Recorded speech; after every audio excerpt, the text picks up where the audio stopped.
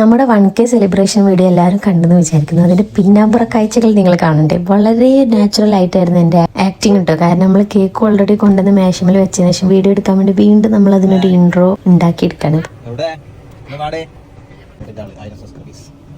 അത് റെഡി ആയില്ല കേട്ടോ. അപ്പൊ നമ്മൾ ഒന്നുകൂടെ ട്രൈ ചെയ്യാണ്.